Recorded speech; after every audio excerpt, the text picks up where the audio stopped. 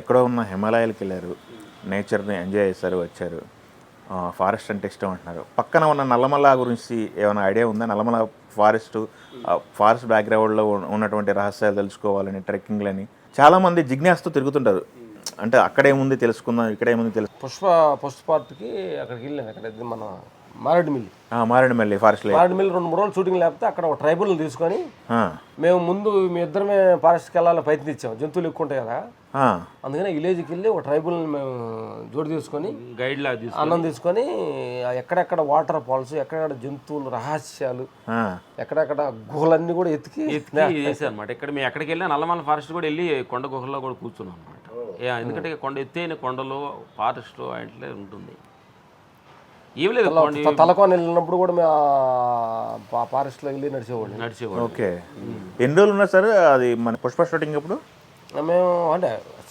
మేము షాడోలో షూట్ చేసాము. మేము ఇండివిజువల్గా ఉండదు 5 days ఫారెస్ట్లో నడిచాం ట్రెక్కింగ్. మేము సపరేట్ షూటింగ్ లేక కూడా వెళ్ళాము. ట్రైబల్స్ ఇంకా అట్లానే ఉన్నారా? తలకోన వాళ్ళతో మాట్లాడడం కానీ కొంచెం మన తెలుగు భాష వాళ్ళు కాదు, తెలియదు, కొంచెం వాళ్ళ లాంగ్వేజ్ ఉంటుంది.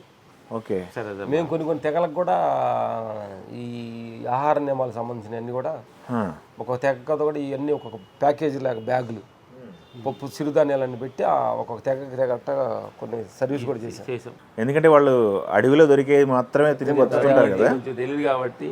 చాలా మందికి మీరు తీసుకోవడమే కాదు, నేచర్ నుంచి, సమాజం నుంచి ఇవ్వటం కూడా స్టార్ట్ చేసి చాలా ముందుకెళ్తున్నారు. అప్రిషియేట్ చేయాల్సిన విషయం. మీరు ఫ్యామిలీ జీవితంలో ఉన్నారు, మీకు మెడిటేషను, మీరు ఒక పాజిటివ్ ఎనర్జీ ఉంది.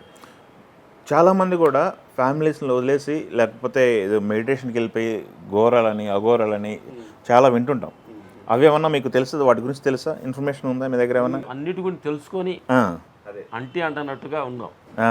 అన్ని అఘోరాల గురించి, ఫ్యామిలీ పెట్టిన వాళ్ళు, సాధుల గురించి, సంసారంలో ఉండి ధ్యానం చేసిన వాళ్ళ గురించి అన్నీ విశ్లేషించి, ఏది కూడా ఏంటంటే బలవంతంగా ఏది కూడా ఒక కార్యాన్ని తెంచకూడదు. ఎందుకంటే రమణ మహర్షి ఏం చెప్తాడంటే, నువ్వు వచ్చేటప్పుడే నీ ప్రోగ్రామ్ సీట్ ఫిక్స్ అయ్యి భగవంతుడు అక్కడ పెట్టి వదులుతాడంట. ఓకే, నువ్వు ఎవరితోటి నువ్వు జీవించాలి, ఎలాంటి భార్య రావాలి, ఎలాంటి పిల్లలు ఉండాలి, ఎట్లాంటి ప్రోగ్రామ్స్లో ఉన్నాయి. కాబట్టి ఆ ప్రోగ్రామ్స్ మనం ఏమనుకోవాలంటే కొంచెం కష్టమైన చోట పేర్చుకుంటే, భగవంతుడు మనకి ఇచ్చిన ఇది ప్రసాదం కాబట్టి దీన్ని కానీ మనం గెలవగలిగితేనే భగవంతుడు టెస్ట్ షూట్ ఇదంతా. ఎన్ని గెలవాలంటే కొన్ని టెస్టులు మనం టెస్ట్ చేస్తే కానీ భగవంతుడి దగ్గరికి మనం దాన్ని అర్హతలు. నిజంగా ప్రపంచంలో కూడా తిరిగి తెలుసుకోవాలి. అనుభవం చాలా గొప్పది, ప్రపంచం అనుభవాలు చాలా గొప్పవి. ఓకే, అదే చెప్పాలంటే ఒక్కొక్క పాయింట్ చెప్పాలంటే దీన్ని మాట్లాడచ్చు కదా కానీ, ప్రపంచాన్ని, సంసారాన్ని, దేహాన్ని ప్రేమించకుండా తిరుగుతుంటారు కొంతమంది. వాళ్ళు ఏమంటే దీన్ని రెస్పాన్సిబిలిటీ లాంటి తిరుగుతున్నారు అంటాం. దానికంటే రెస్పాన్సిబిలిటీ తోటి ప్రపంచాన్ని ప్రేమించాలి, సంసారాన్ని ప్రేమించాలి, దేహాన్ని ప్రేమించాలి. అదే ఈ దేహాన్ని ప్రేమించాలి అంటే దీనికి ఏం పెట్టాలి, ఉండాలి. ఇట్లా దానికంటే ఇది బెటరు. దీనికంటే ఒక స్టేజ్కి వెళ్ళిన తర్వాత వీటిని కూడా ప్రేమించకుండా ఉండటమే ఫైనల్ గోల్. ఓకే, ప్రేమించాలి, సంసారాన్ని ప్రేమించాలి, దేహాన్ని. ఆ తర్వాత ఈ ప్రేమ నుంచి విడిపడటమే ఆత్మస్థితి. అన్ని కార్యాలు, అన్ని బాధ్యతలు నెరవేర్చాలి. ఆటితోటి ఇది కాదు, ఇది తెలుసుకోవాలి. మళ్ళీ ఆడితోటి వెళ్ళిపోయామంటే కనుక లేదు, ఆ వాటర్లో కొట్టుకు, ఆ ఎలలో కొట్టుకెళ్ళిపోతాం. ఓకే, చూడాలి, చూసి బయటకు వచ్చి కూర్చోవాలి. ఓకే, ఇప్పుడు మేము అన్నింటి బాగా ప్రపంచాన్ని, సంసారాన్ని, దేహాన్ని బాగా ప్రేమించాము.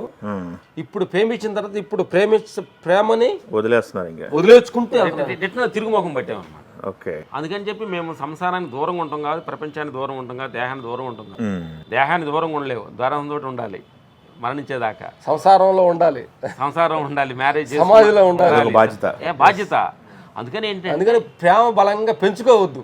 ఎస్, ఎందుకంటే ఒక రోజు దూరంగా ఉండాలి కాబట్టి అంటున్నట్టుగా. అంటే కొంచెం దీన్ని టచ్ నాట్ లాగా అంటారు కదా, అట్లా ఉండటం అనేది కొంచెం ఇప్పుడు పర్జెంట్గా జరుగుతుంది అన్నమాట.